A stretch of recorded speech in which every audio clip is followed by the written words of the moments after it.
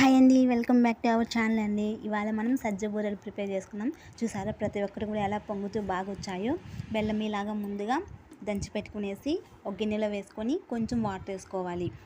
అది కొంచెం కరగడానికి మాత్రమే అండి, కొంచెం వాటర్ సరిపోతుంది.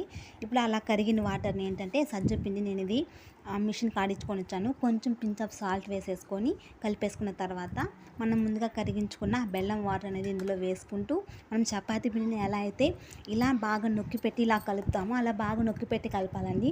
లేకపోతే నూనెలో వేసినప్పుడు విడిపోతుంది. చూసారా, ఇలా బాగా అదుముకుంటూ కలుపుకోవాలి.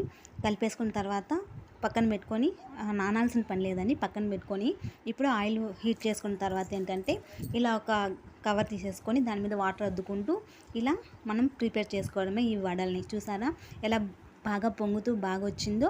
నిజంగా చాలా బాగుంటాయి. ముందుగా కొత్త వాళ్ళు మన ఛానల్ ఎవరైనా చూసినట్లయితే సబ్స్క్రైబ్ చేసుకొని నాకు సపోర్ట్ చేయండి. Please like, share.